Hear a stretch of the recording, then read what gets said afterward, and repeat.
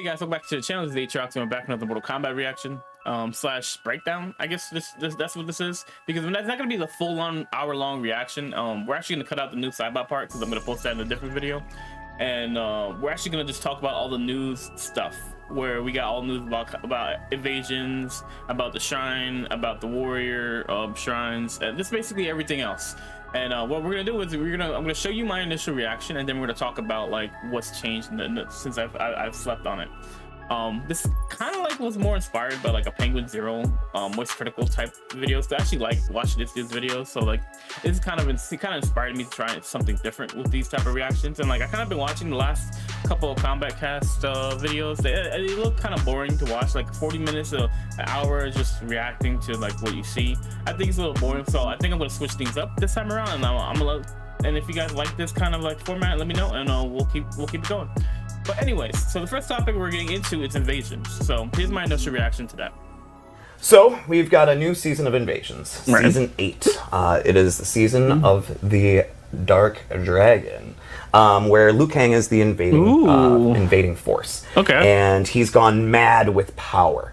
And so he's brought his army of constructs with it to take color over design. this timeline. And so this is just kind of an example of some of the skins and palettes that you will unlock through, you know, playing this season of Invasions, along with what will be in the seasonal shop.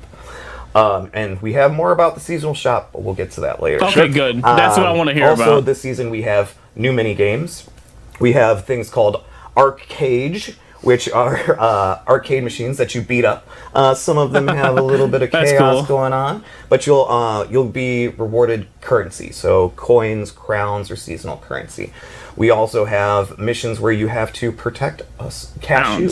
Okay, That's my favorite. There are zombies after cashew, and you gotta keep them safe. Okay. We also have a mini map. That's right. We have a mini map for each one of the mesas that really points out. Finally, dude. I'm not gonna lie. I've played it. I don't know, on my Twitch. I've always wanted them to have a mini map. Why was that not a thing from release? That is just so weird to me. When you have like an RPG type of element, you're supposed to have a mini map, dog.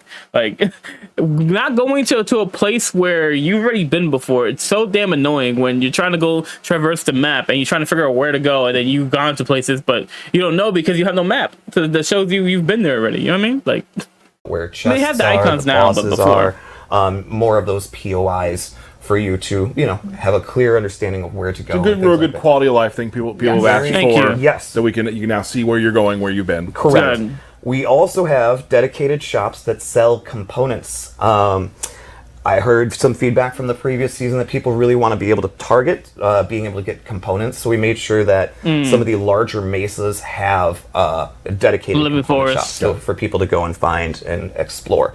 We have a new Titan, which I'm very excited for. Ooh. It's pretty big. He's very big. It's pretty big. And of course, we will have the free trial towers for Sector, Cyrax, and Noob, so if you haven't had the chance to pick them up yet, you will be able to. So honestly, like the invasion stuff, like I think it's very cool that they're adding a mini map. Like honestly, I feel like this is something they should have had from the get-go, because not knowing where to go, it'd be kind of annoying, especially, you know, if like you get distracted, maybe you got a text message or something like that, you have to go all the way back to see which one you've done, and like each little point you land on tells you if you beat it or not. But that's kind of like annoying. Like I would rather see a bigger heads up display saying that, oh, okay, this is where we've been already, you know, we gotta go this direction. You know what I mean? Like I feel like this is something that Mortal Kombat should have been had for Invasions, especially when it comes to like an RPG type element. You know, I don't know, I just think it's interesting. And I like the fact that they're having like these shops that are you're gonna be able to buy the components you need for your amulets. I assume there's gonna be some kind of attachment to Bob, or maybe it's a whole new character, which is interesting. I think having more types of things on the map is honestly, it's pretty cool. It's pretty cool.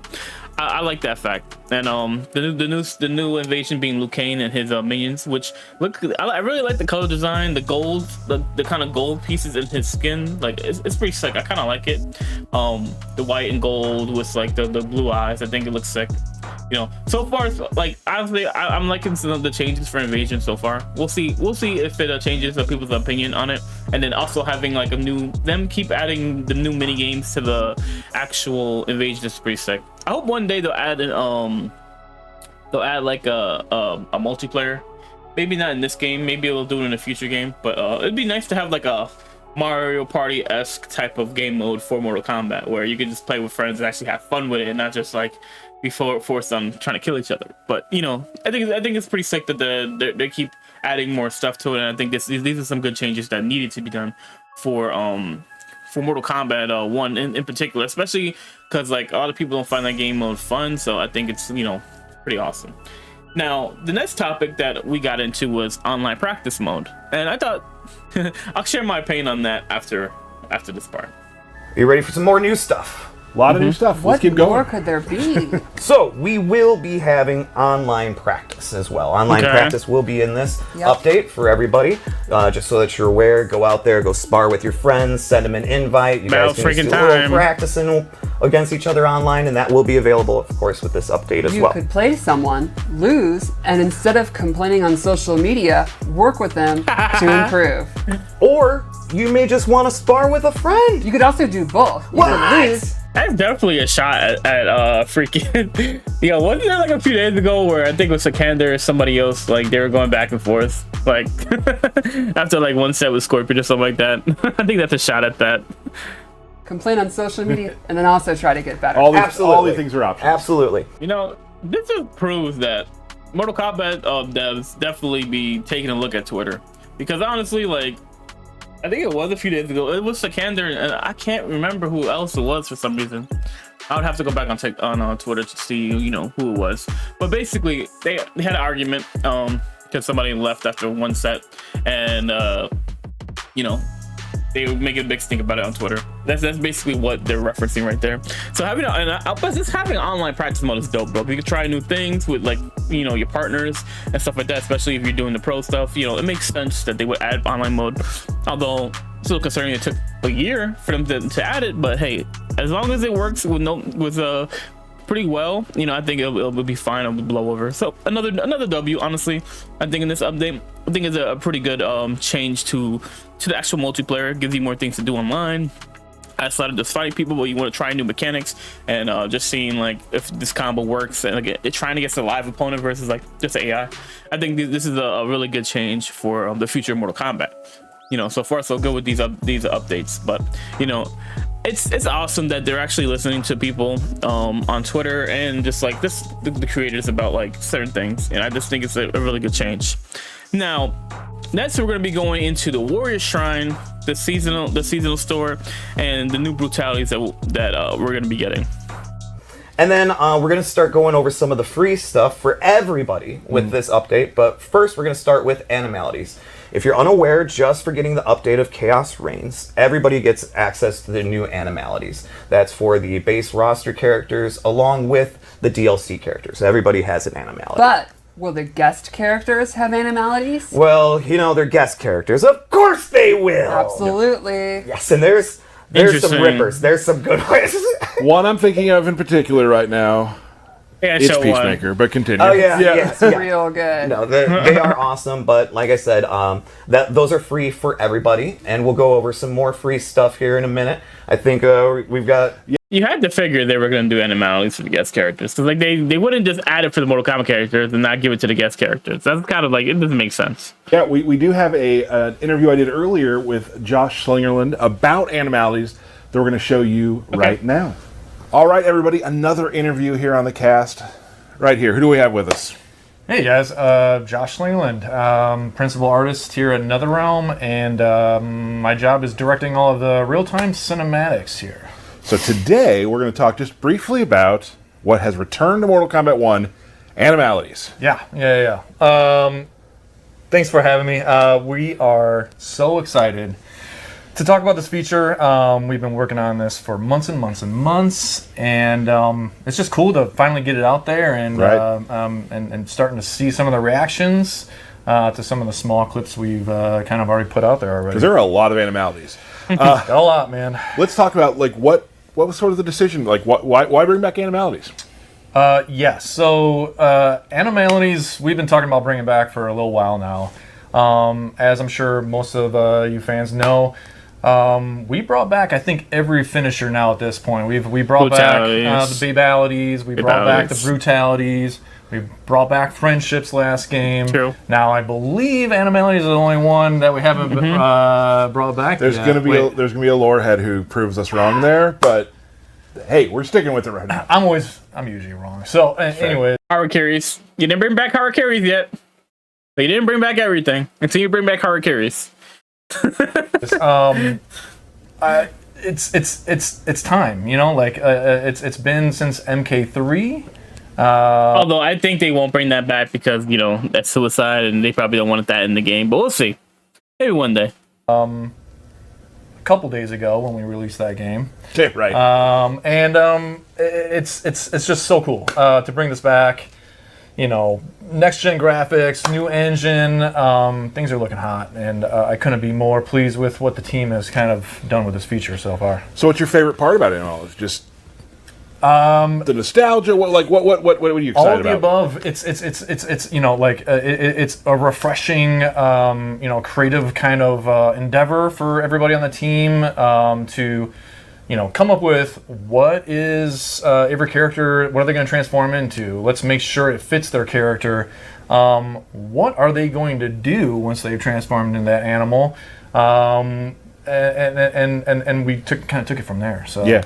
So I guess that also probably brought up a lot of challenges. Like what if you could figure out what kind of challenges were really present here with bringing back Animalities? A lot of fun Okay. challenges. Again, it was, you know, we're making all these animals from scratch. Yeah, one thing I will say, in regards to Liu Kane's animality, because I think Liu Kane's the Phoenix, which I thought was interesting, but I get the choice behind it because, like, obviously, I think he has a fatality that he turns into a dragon, right? Or a brutality like that. So I think that's why they kind of made him into a Phoenix instead. I wonder what they're gonna do if they're gonna have any character turn into a dragon now that Liu Kane, I think it's a Phoenix. We'll see. I mean, he might not even be the Phoenix, but that's just what everyone is saying. But, you know, that's just what I saw.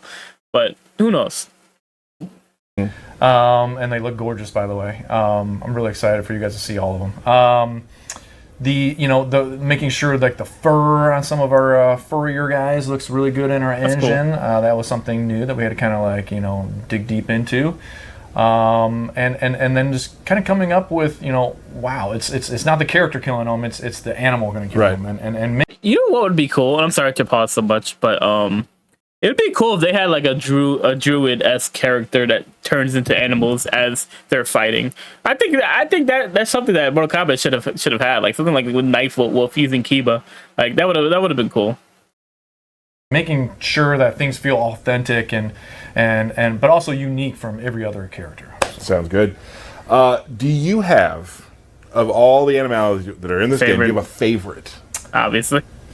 I knew this was going to come up. I don't have a favorite. There are so many great ones. But I do want to say this. I can't leave here empty-handed.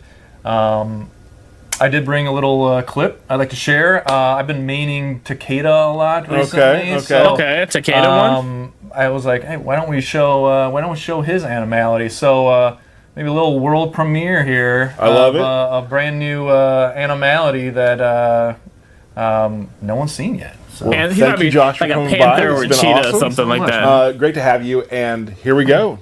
The world premiere, Takeda's Animality. Enjoy, guys.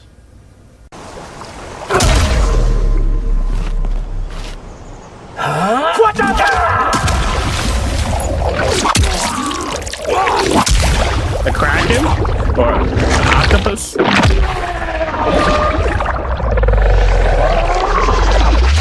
Oh.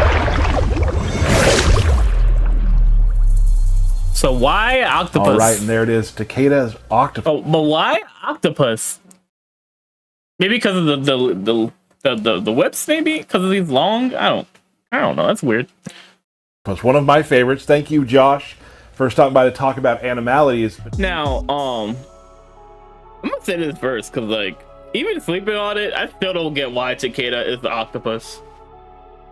I still don't get. I think maybe, like I said in the video, it's probably the whips, but I don't know. I hope that maybe they'll be able to have like a, you know how like they always have these little documentary things where they kind of talk about why they gave characters certain things. Like I think in Mortal Kombat, what was it, 11, where they kind of talked about the friendships for each character. So that would be interesting if they did something like that with the Animalities. It would make sense, right? Because like with Mortal Kombat 1 having the return of Animalities, and like Animalities being like a big feature and this is a free update, it would make sense if they have like something where they talk about why they gave each individual character that particular animality. Like I would love to see something like that. I think that would be cool. It'd be like a cool little it's a cool little piece of content like what they've had in the past. As far as like, you know, the DLC characters having animalities, it makes sense, obviously, because like Mortal Kombat 11, the DLC characters had friendships, you know, and all that. So and then even in like Mortal Kombat 9, they had babalities, so it makes sense why they did that.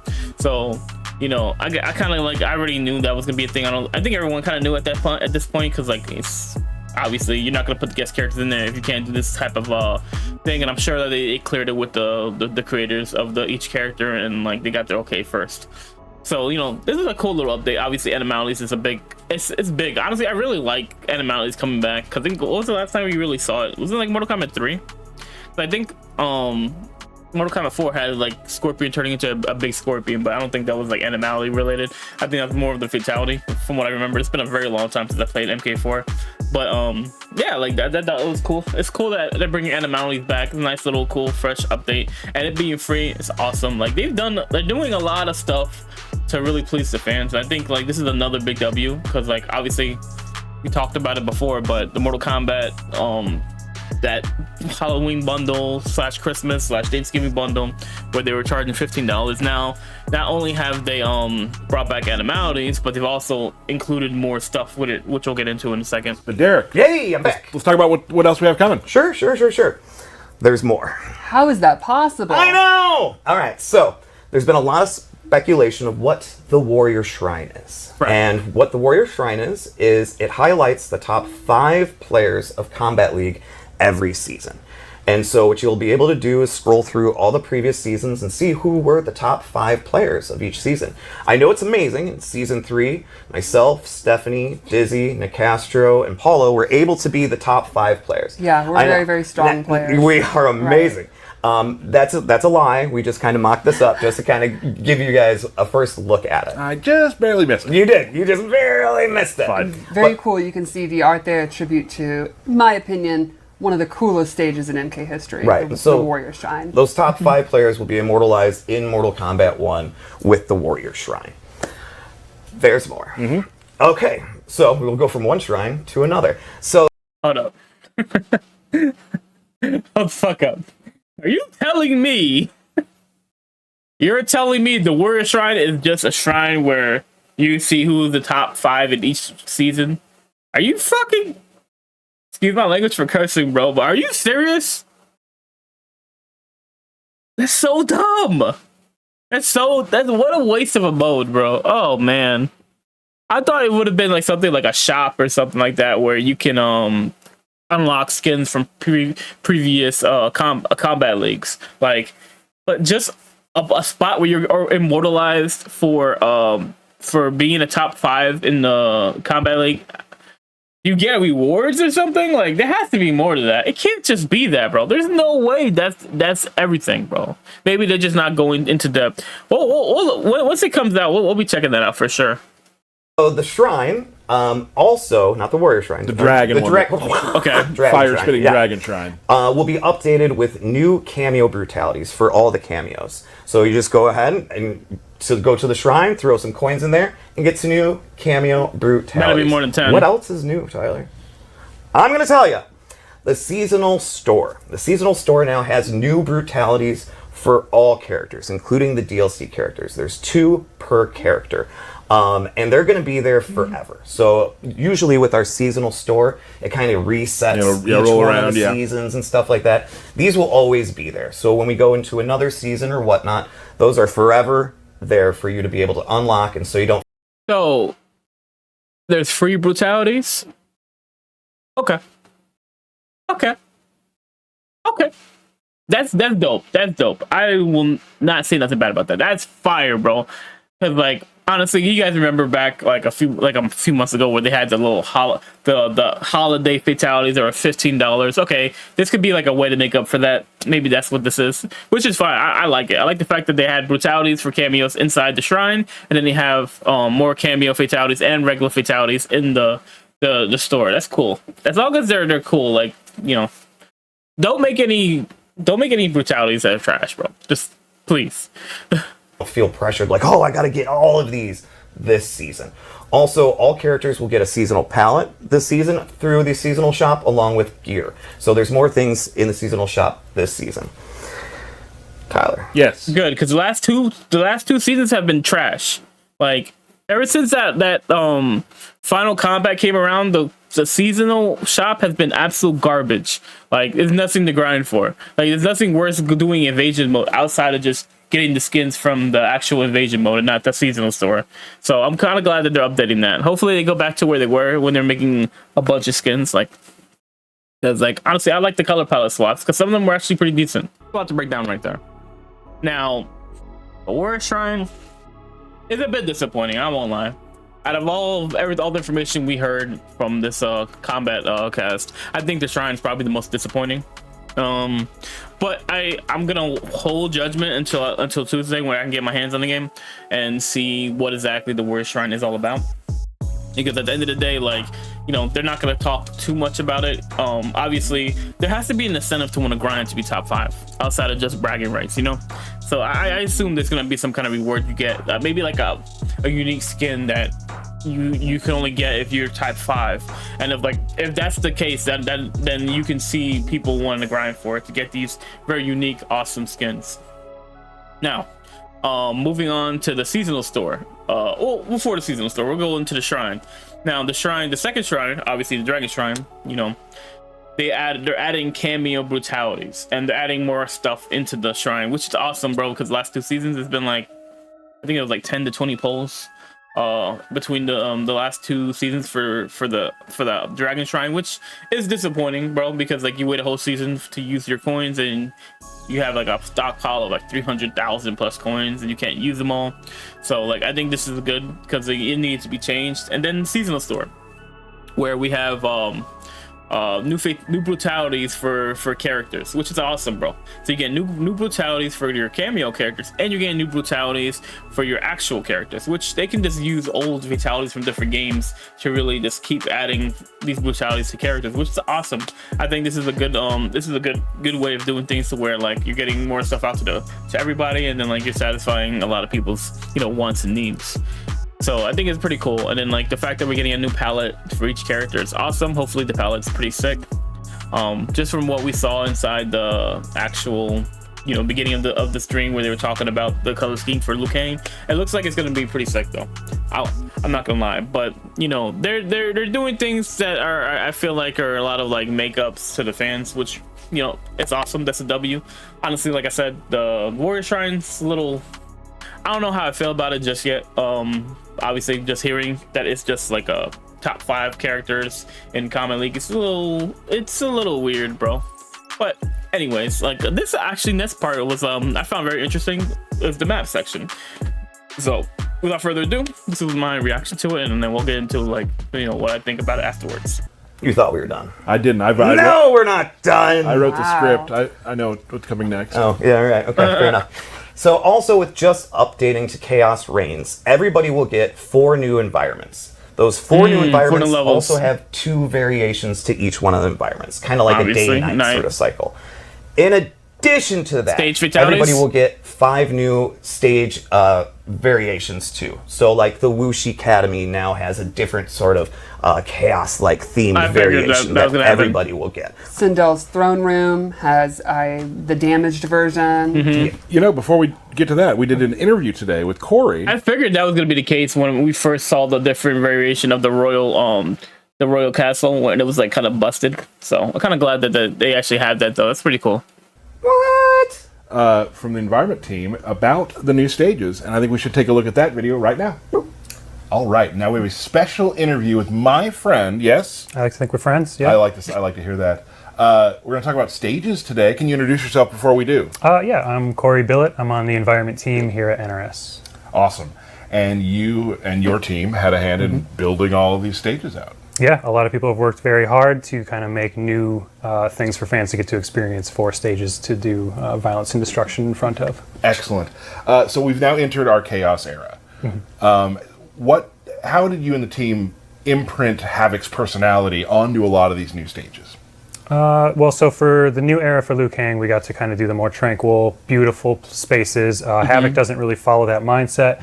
He's a little bit more destructive and violent, so we got to play on some of those aspects for the new stages, kind of embracing more of that gritty MK vibe a little bit more, and definitely playing with physics in interesting ways, cosmic colors and stuff, because it's not Earthrealm as we know it. It's a different space entirely, so we really tried to push that, and hopefully... I'm not gonna lie, these new stages look fire too. That dimensional stage was dope, and that stage that kind of looks like Fenjian, it looks cool with the Havoc head and like all the different types of like environmental stuff. Like, it looks pretty sick. I'm not gonna lie.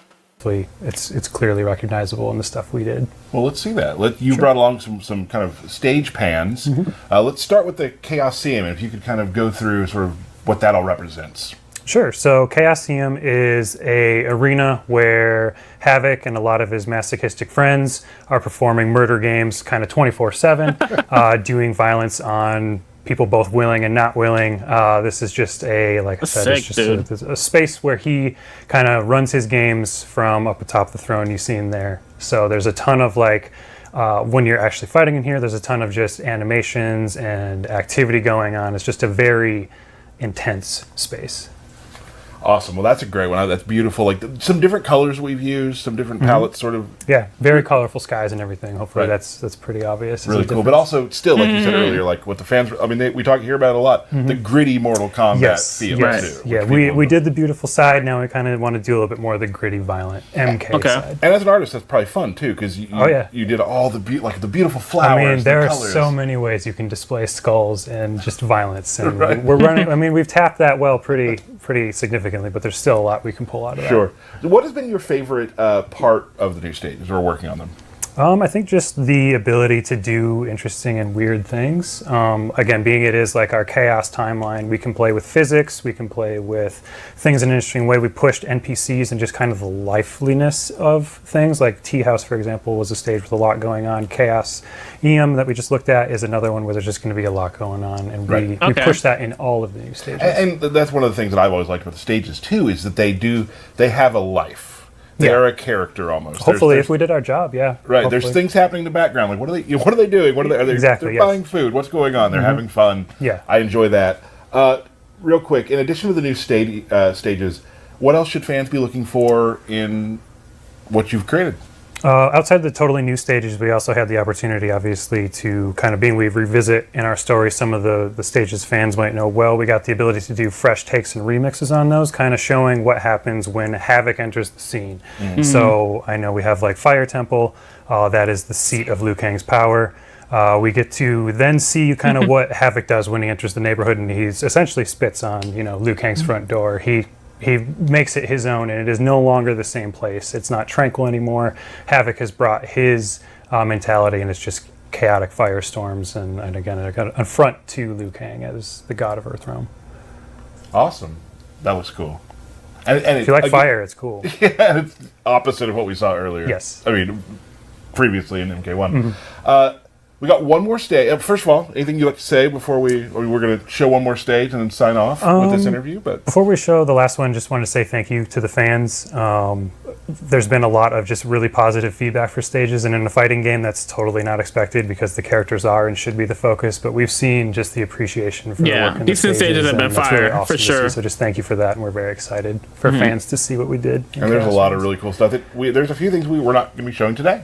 Yeah, there's plenty of secrets still to look at when you get the game for yourself. Right, so before we go, let's take a look at at Havoc Citadel. Yeah, so for Havoc Citadel, this is a kind of endless void of winding pathways all disintegrating and kind of tearing apart. in various ways, and this just really, I think, shows some of the physics stuff I mentioned earlier, where we get to mess with things in a way that don't feel like Earthrealm. There's a lot of just weird, spacey stuff going on. Cool color changes. Yes, yeah. and I give huge props to the team because this is one where it's inherently chaotic and just a ton of winding pathways, and it can be hard to make that composed, but I think they really did a great job of making something feel composed and intentional for something that is just so random and chaotic. That's an interesting quote. Intention behind chaos. Yeah, finding the intention behind chaos. Right, like that's difficult. It is extremely difficult, and a lot of very talented people spend a lot of time trying to put just a little bit of that in there, so hopefully it's reflected. Make it make sense. Yeah, exactly, as much as we can. Corey, thanks so much for joining us. Of course, thank you. These stages, of course, are coming in Mortal Kombat 1. Yes. And back to the stream. Awesome. Thank you, Corey, for that. That was awesome to see the overview of the stages and just... Now, again, that wasn't all of them, but I just wanted to kind of show you what they're thinking about, how they inject and imprint Havoc's personality onto these stages. Yeah, it's a really cool aesthetic for these new stages. Yeah, they look really cool. Shout out to the design team for these stages, bro, because they look sick. They look very sick, bro. And going back and revisiting like these maps that are probably gonna be in the story mode that have been like redone, like Liu Kang's destroyed courtyard or the tea house, or even the royal I guess meeting chamber, I guess it would be. I'm not exactly sure how they would describe it, but basically it being broken pieces of concrete and stuff all over the place.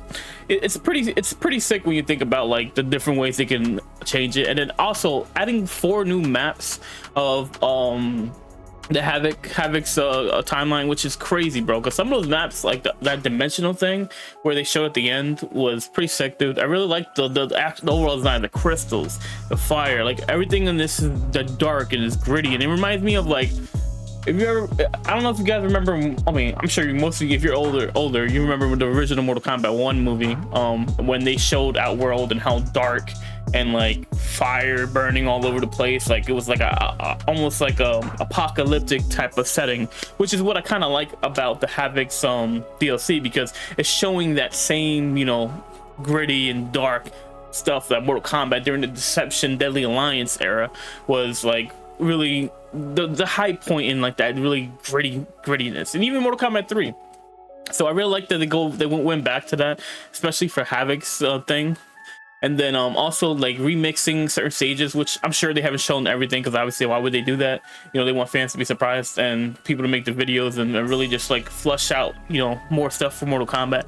And I really appreciate that, especially like, you know, I really like the way that interview was done. And Corey, you know, shout out to you and your team, because you guys really did a great job. Honestly, I really like the stages and that I've seen so far. I can't wait to see the rest. I'm sure there's a few of them we haven't seen yet, so shout out to him. Before we move on to some balance stuff that I want to talk about, which I know you're all very excited about, and then, of course, Noob, DK, there's one more big thing we want to talk about that's coming with Khaos Reigns. Yes. So we've got... Dang it, you just said one more thing. We do have one more thing. All right. So for Khaos Reigns, I'm going to read from a piece of paper. I hope everybody's all right with that, you know. For Khaos Reigns, we have removed the Gateway Mesa, and we have replaced it with the new Towers of Time. Towers of Time is also accessible from the main menu. Towers of Time is a combination of the Gateway Mesa and the MK11 Towers of Time experience. There are 9 towers that are always available to the player. Please let us know what you get from the towers. Are persistent towers. The first tower is the Arcade Tower, with no modifiers, and players can unlock ladder endings, and they're just quick matches with ladder endings. The second tower is our Seasonal Tower, same as what we've had in the Gateway with previous seasons of Invasions. The Seasonal Tower gets progressively more difficult after each completion, and players unlock seasonal exclusive cosmetics after each milestone you can see cosmetics. Basically every 5 completions. The third tower is the Legacy Tower. After each completion, players will unlock unobtainable palettes from previous seasons of Invasions. Ooh. With later updates, we'll continue to add additional cosmetic items to that loot pool. The middle row of towers is a series of procedurally generated towers that change every hour. The tower difficulty range from very easy to very hard, going from left to right. Okay. The final back row of towers is dedicated to our live content. When we go live on the 24th, you'll be able to play the character demo towers for Sector, Cyrax, and Noob. Okay. So if you haven't purchased them yet, you can try them out in the Towers of Time. There's exclusive player module pieces for completing the demo towers for each of those characters. Anytime we have a live event or holiday event, they will populate this back row. Now, let's dig a little deeper. When you press the start button, this will bring up the Towers of Time menu. There are 3 active challenges. Each challenge rewards points. You get the All stuff on the right. challenges must be completed in Towers of Time environment. Once an easy or hard challenge is completed, it is replaced with a new challenge. In addition to points, easy and hard challenges reward different crafting components, consumables, or relics. That brings us to the weekly challenge. The weekly challenge rewards dragon crystals. The weekly challenge can Finally, they added something to earn dragon crystals. Why the hell did it take them so long? They finally listened. They finally listened to us, bro. Thank God, dude. Finally able to earn dragon crystals outside of just leveling up characters. This is awesome for Mortal Kombat. This needed to be done. Now it gives you a reason to grind weekly to get these dragon crystals, bro. 75 dragon, and I'm fine with it being 75 dragon crystals. That is fine. As long as there is like an option to get it, bro. Like, that's dope, bro. It's about freaking time they did something like that. Oh man, that's awesome. only be completed once per week. The weekly challenge also rewards a generous amount of Towers of Time points. What do these points do, you might ask? I was going to ask. I know. The These towers in the points shop? contribute to a bi-weekly player versus player competition within Towers of Time. Once the timer runs out, players are rewarded items based on their final placement, and a new competition begins. Okay. Very, very exciting. All right. For launch of Khaos Reigns, only challenges will be rewarding points. But very soon, we're going to be adding points to towers. So the harder the tower, the more the points that you'll receive upon completion. We just really want to massage the numbers and things like that before we, push it out to everybody. Right. So there it is. Nice job, DK. That was well. You read slowly, concise. Like, it was very well done. I just learned how to read. Probably true.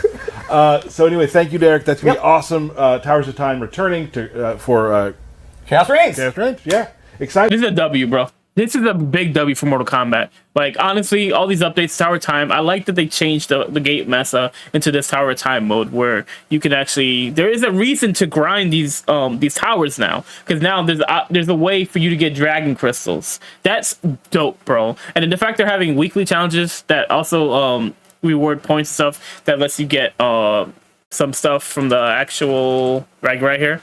So obviously, this is more of like end of the tower season where you get top 75% gets a rating gear, you get the Scorpion mask, or you get like top 25%, you get the Kenshi cosmetic, or you get the Garrus palette, or even then Melina's palette, which I think is the best reward. Obviously, is going to be here. I think this is dope. This is really good. This is really, really dope. And these potions here, I assume that they're going to be used for the invasion mode, obviously, because the game mess-up is part of the invasion mode. So I'm guessing you can use these for the actual invasion mode as well, which is sick, dude. I like that they did this. This is good. They need to have other options to be able to get Dragon Crystals. This is really good for Mortal Kombat 1. We needed this, dude. Very, very. Will be the harder the tower, the more. Khaos Reigns. Khaos Reigns. Yeah, it's awesome. Learned how to read. Probably true. So anyway, thank you, Derek. That's gonna be awesome. Towers of Time returning to for Khaos Reigns. Khaos Reigns. Yeah. Now, I've been saying it from the beginning, but Mortal Kombat 1 needed a way to earn Dragon Crystals outside of the character leveling, especially when we get DLC character, because I know most people probably have all those crystals collected by now. I have not. I've only done the characters that I liked, so like, I still have a plethora of crystals I can grind for if I really wanted to. But I think it's interesting, and I think it's great that they added this feature in so people can be able to get crystals. And you know, the Tower of the Time just having so many different rewards you can get weekly, and I just think it's really awesome, bro. Like the new character skins, there's equipment pieces depending on like where you fall in the tower. So if you're more like a PvE player that wants something to grind for each week, now you have that for you. You get these, and like honestly, it looked like a really cool skin that we saw in that top one. So probably the top, you know, top 5% is where you're gonna get the best stuff. So good. It give you a good reason to grind for it. And they also said there's something about like a point system for the towers. So I'm sure they'll go into more depth once that's ready to fully come out, and we'll see when we get our hands on the game. So it's pretty sick to see that we have a bunch of new things that we can grind for, and just like, you know, just it's just great, bro. Like honestly, like having an option to be able to get dragon crystals and new gear pieces, and like having more focus be on the PvE aspect of the game, I think is a big W. Because like I said, when we did the comparison between Mortal Kombat 1 and Mortal Kombat 11, that Mortal Kombat 11 had a big leg up on Mortal Kombat 1 because of the PvE aspect of it, because it has so much for people to do, and now this is going to give people a reason to grind in these type of modes. So it's pretty sick. It's pretty sick to see that Mortal Kombat 1 is starting to take starting to listen to the feedback that everybody's giving them, and just like, you know, start to work towards a better game, which I think a PvE focus should be the direction to go this year. I think the multiplayer I think is good. You just gotta do a couple of balancing stuff here and there, but I think the game suffers from not having a great PvE aspect of it in its first year. So having the second year be more focused on the PvE aspect, I think it would bring it closer to MK11's PvE type of style of a game. But I think that's sick, dude. They did a good job with these towers. Exciting. We now some more exciting stuff to talk about. More exciting stuff. We are going to talk about some. I got quite a few little balance things we want to talk about that I think you'll all really enjoy. Again, we're not going to go through everything in the balance today because there's a lot of stuff coming. Where are the patch notes? Where are the patch Where notes? are the patch Where are the notes? patch notes? They will be coming. We're first going to start out with. We'll be showing videos with all of these. Yeah. The first one we're going to show is a little video with Garrus and Omni-Man. Let's take a look. Oh.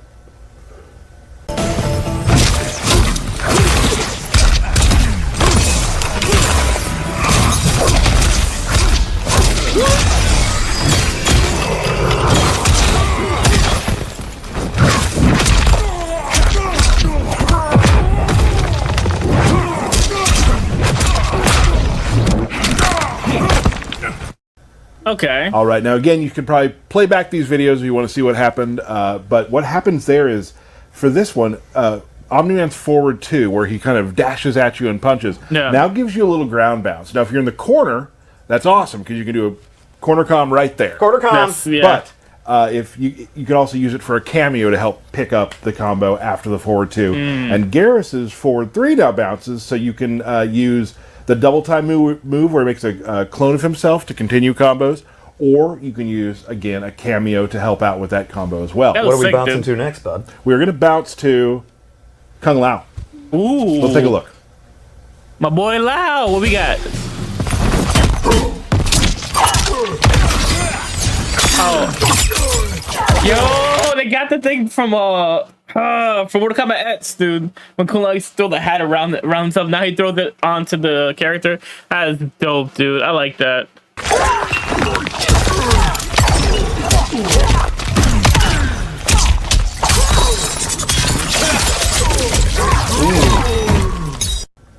Cameo Kung Lao now has an orbiting hat. For duration, he'll put a hat around you. If the enemy is hit, they are stunned. So you can use this for protection. Wow. Or hell, just throw out a random teleport and see what happens, Yeah, you know? that's how I roll.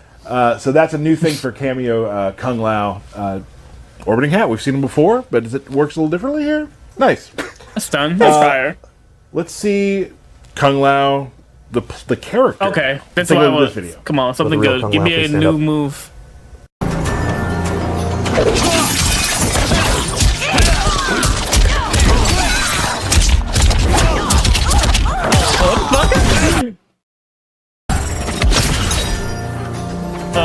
Hold on. Yeah, okay. Kung Lao is my favorite character, so we definitely watching that shit back. Will the real Kung Lao please stand up?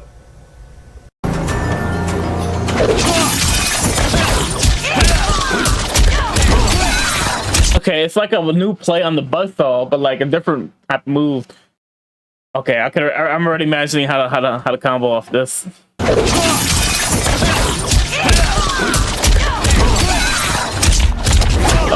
so cool. And then his little thing goes, yo, he escaped. All right, now Kung Lao now has an aerial hat toss, which you can use. That's a buff you can really hang your hat on. There we go. And if the EX version of that is really good for combos. So there's another tool for Kung Lao to continue combos and kind of deal with people in the air. And you can also do it pretty low off the ground, too. So it can be used a lot of places throughout the screen. We have 2 more videos we're going to show you. The first one is awesome. A little bit of Shang and Shijinko. Are we gonna like talk about how fast he got away with his little down up A? I guess they're just gonna bypass that, or because like it looks so different from what I remember. I'm gonna have to turn on Mortal Kombat just to see like how different that really is.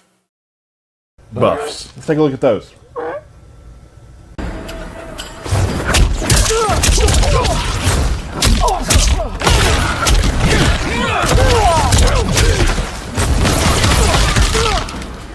I'm sorry, what? Did he just turn into Sonya?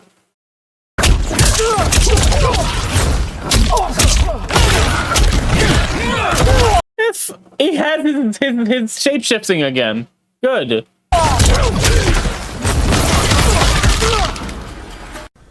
So, from that video, you're going to notice that Shijinko now has new combo string, where you can do a punch into a kick, which is a crumple stun, which allows you to do combos. He also has a kick into an overhead chop. So some new moves for Shijinko to get in there. Old Shang, when you're playing as Old Shang, he has forward 3-4, which is a double hitting low, a new string. Stephanie, let's talk about all Shangs. Well, showing that an old dog can learn new tricks. Ooh. There we go. Shang has a move where you do the input and he will morph into the opponent's cameo, perform one of their moves, and then morph back. For example, if he's fighting someone using cameo Sonya, he will morph into Sonya, do the leg grab, morph back. If someone's using Farah, morph into Farah, do the little grab, morph back. That's fire. I like that. And all these attacks also have EX moves which make them stronger. A lot of them are combo starters, they recover faster. For example, the leg grab will pop them up. And it's not randomized. If you get the same one, you're not guessing which cameo move you're morphing into. Not like Everyone super will get cool. the regular That's and actually EX pretty versions dope. of one of their cameo moves that he'll morph. It's like a new like take on his old move where he used to steal the opponent's soul and he becomes them for like a few seconds. But now instead of them becoming the opponent, he becomes the opponent's cameo. Interesting. I wonder how that's gonna be pretty sick to watch how each move operates once you turn into the cameo. Morph into. Right. We got one more video to show you. I know there's been a lot of videos. Thanks for sticking with us. You've seen this one before, but we want to talk about it real quick. This is, let's see, Sonya's dive kick. Ooh. This is what I want to see.